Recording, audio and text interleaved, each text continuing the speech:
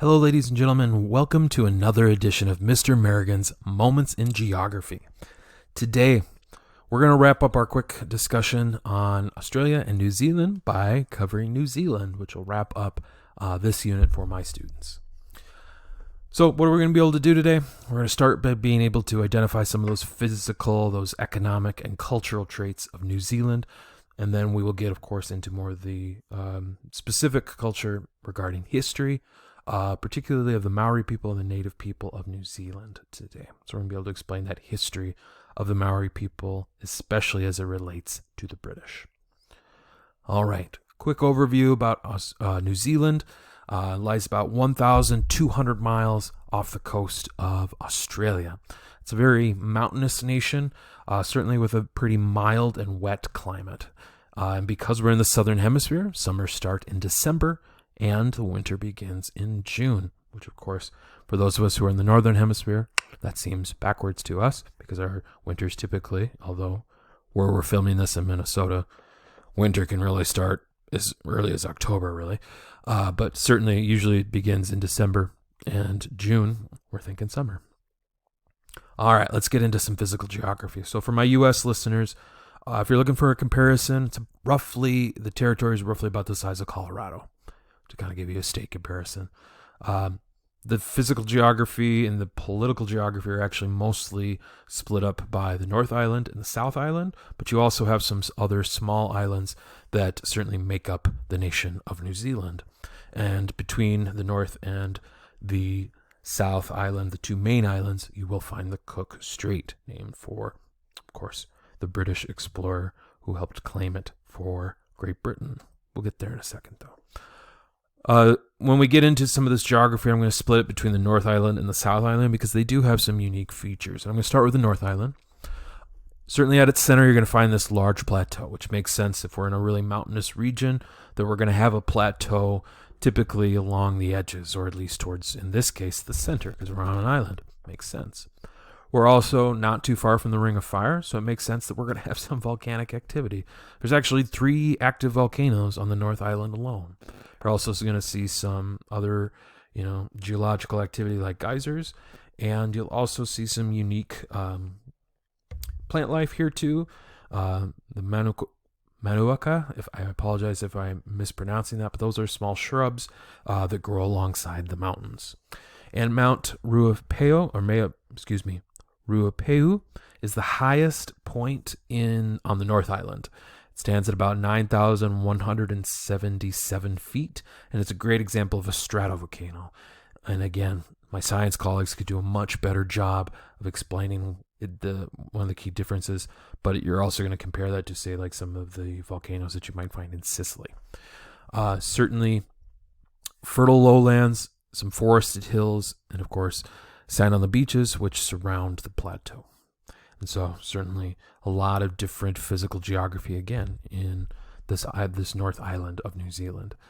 Certainly as you get into the plateau slopes, and especially on the plains, you're going to see a lot of cattle, you're going to see a lot of sheep. Fruits and vegetables are also going to be grown along the coastal lowlands. Certainly with that lower elevation, typically warmer temperature, would be ideal for that.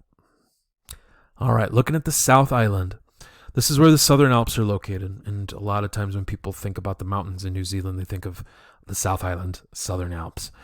These are going to be found along the western coast of the South Island, and its highest peak is Mount Cook, which is the highest peak in all of New Zealand, which stands at about 12,316 feet. You're certainly also going to see glacial activity here. Along these glaciers, of course, you'll find lakes, which makes sense. As they begin to melt, they form into bodies of water. You'll also certainly see forests along these slopes as well.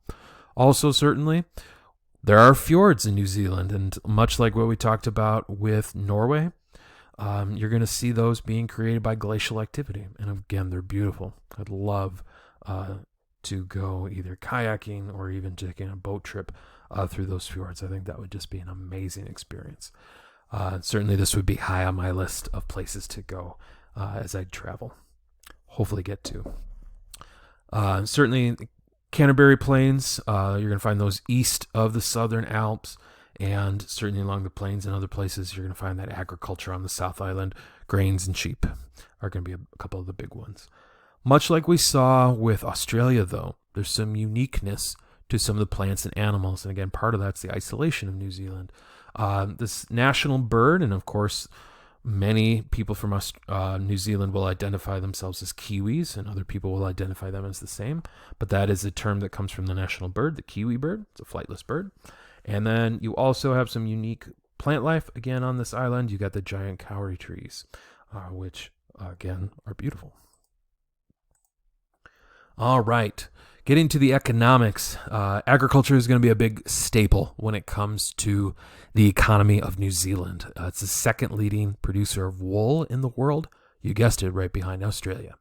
So certainly with that agriculture, lamb meat will be a big one. Apples, barley, wheat, and corn will all certainly be important parts of their economy. And one of the things that remains important to New Zealand is trade. As trade goes, a lot, so goes the economy of New Zealand. Some of their major trade partners, of course, their neighbors are Australia, along with Japan and the United States. And again, there is a pretty heavy reliance, although that's starting to change, but there still has been in the past a very heavy reliance on trade. Fortunately for New Zealand, in recent years, they've actually experienced a pretty high standard of living because of that pretty continuous trade. And again, being an island nation, a little bit more isolated, trade's going to be important. On the mining side in New Zealand, you're going to certainly see coal. You'll see oil, iron ore, silver and gold, of course, will also be mined here. On the manufacturing side, taking advantage of those forests with wood production and wood products. Certainly fertilizers, of course, wool, second leading world producer of it in the world, and shoes as well. Also, you're going to see a growing service industry along with tourism. All right, let's get into some history. So the native people of New Zealand are known as the Maori people, and they're the first people of New Zealand. They arrived, what our best guess is, somewhere between 950 CE and 1150 CE. And they certainly would have utilized a variety of different strategies. Unlike the Aborigines, though, they adopt agriculture pretty quickly. But they're going to utilize other forms of, food and hunting and gathering as well. Fishing will be important. You'll also see there's a strong weaving component to their culture, along with hunting and, of course, wood carving. Our best guess is that the first people who were arriving, who would become the Maori, may have arrived in canoes, making their way to the island. The first Europeans arrived sometime in the 1600s. But the British, who are, of course, going to be our dominant force here, of course, Great Britain is going to be a former British colony, along with Australia, they're going to arrive in the 1800s. Probably not too far off of the arrival with Australia. With this relationship between the Maori and the British, of course, we're gonna see some commonalities with the Aborigines that we would have seen in Australia. About 1840, Maori leaders decided to accept British rule. And decided that the land that the British had acquired, that they could keep that. However, as the British saw more and more potential here, they started to move further and further into Maori land. And this, of course, is going to create conflict. Eventually leads to a war in the 1860s with the Maori. And unfortunately for the Maori, they're going to lose that war. But they are going to be granted pretty quickly British citizenship.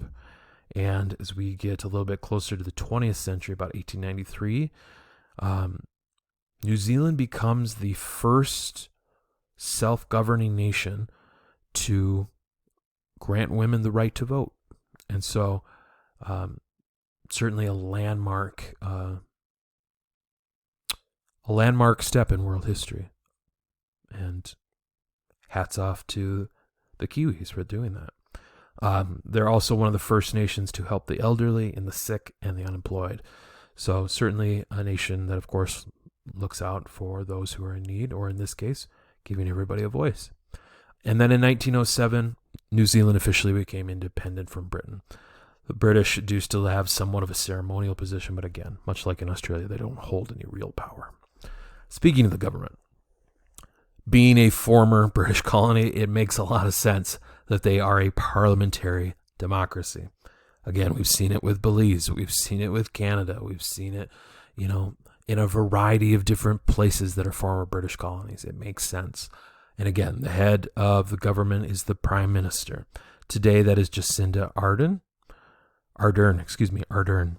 And the Parliament then is the legislative body. They are the ones, of course, helping to make laws.